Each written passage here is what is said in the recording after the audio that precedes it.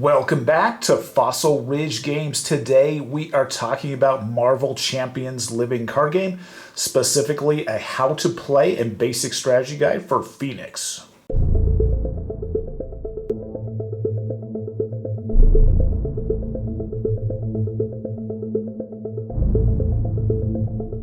When you start the game as Phoenix, you're going to start off in your alter ego form, and then you're going to be looking for the Phoenix Force card. And then depending on what side this is on, it's going to give you either the Restrained trait, or on the other side, there's going to be the Unleashed trait on this card.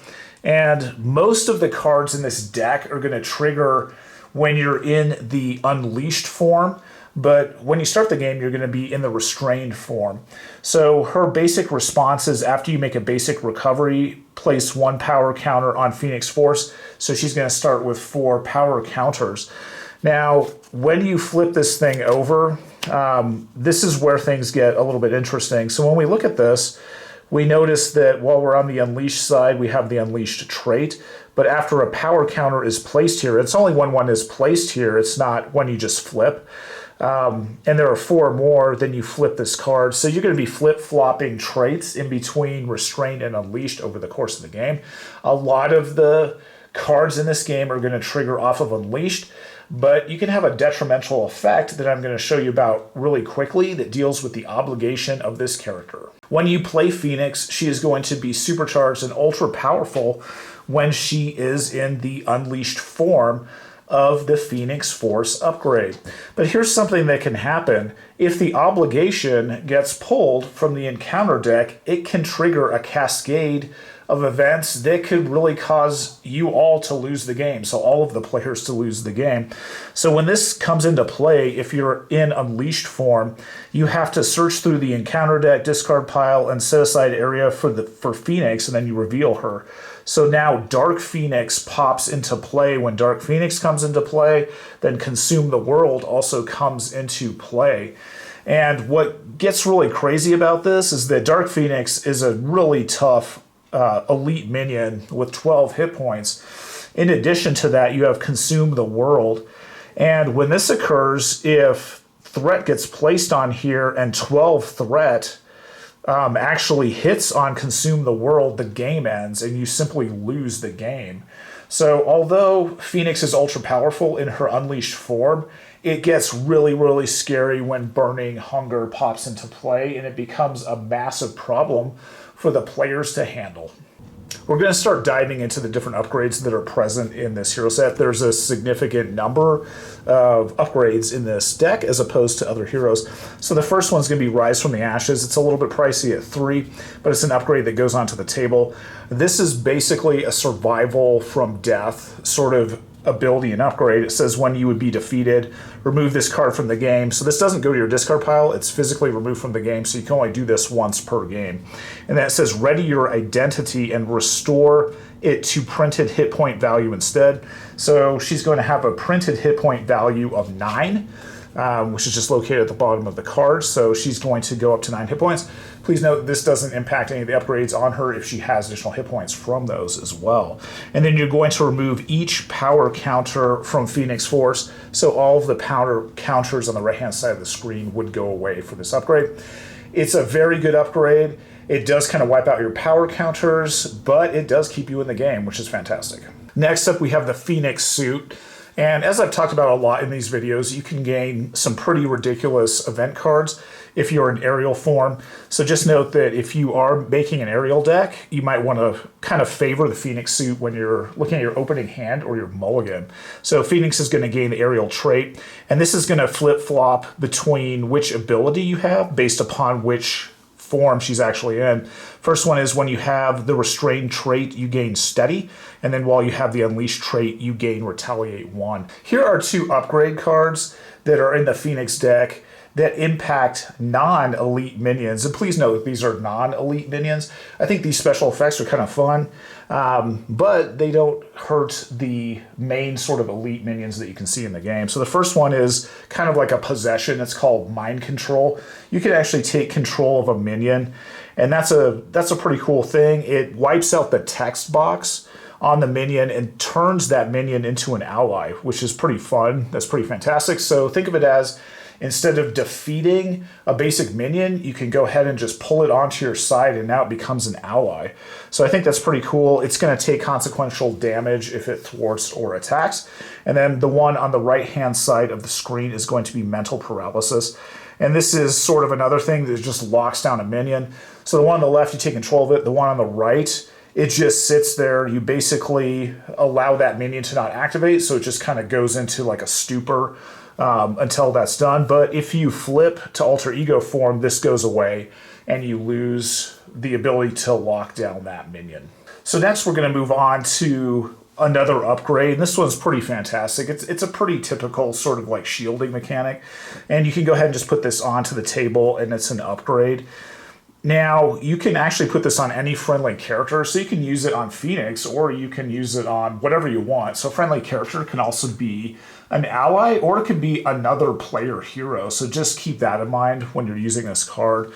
So what this does is it basically soaks up 5 points of damage, and it's a 5-point damage shield, and then it just simply goes away. So it's really versatile, and it's fun to use. Unfortunately, there's only one copy of this in the deck. I wish there were actually more.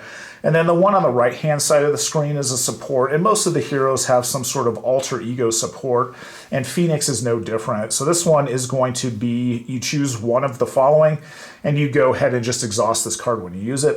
And the first one is place 1 power counter on Phoenix Force, or you can heal 2 damage from your alter ego form. The special ally in the Phoenix deck is going to be Cyclops, and this is just basically an ally that can impact the number of power counters that are on Phoenix Force.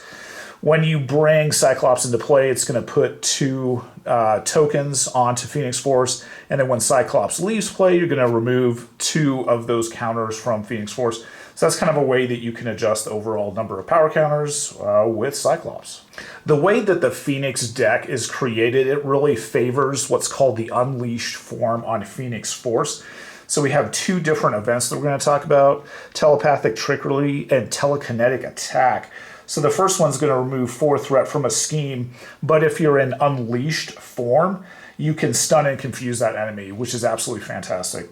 Then the one on the right-hand side of the screen is telekinetic attack. This one's heavy hitting. It's going to hit for 7 points of damage, but if you're Unleashed, it's going to deal an additional 2 points of damage and overkill. So 9 points of damage with overkill is absolutely fantastic, and that's an absolutely devastating attack.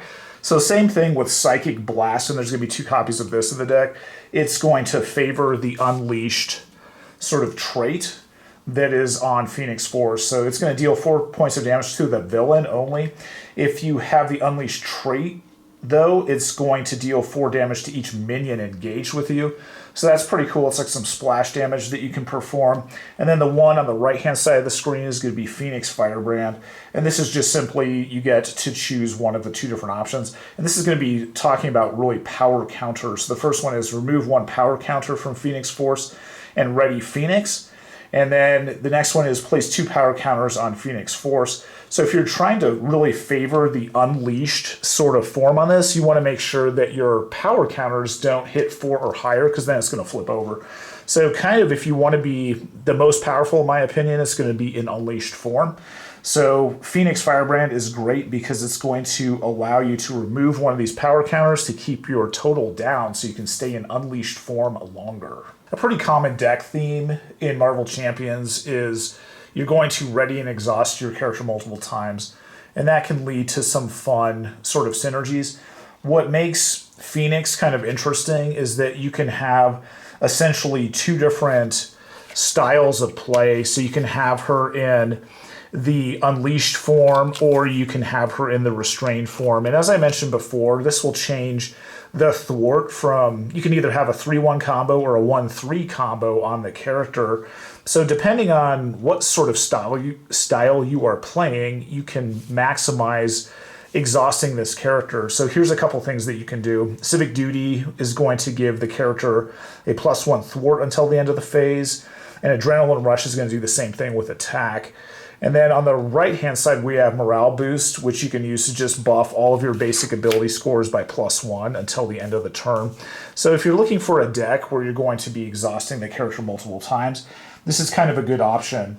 And what makes it fun is that you already have Phoenix Firebrand embedded in the deck, and you have 2 copies of this. And the first part of this card says remove 1 power counter from Phoenix Force to ready Phoenix.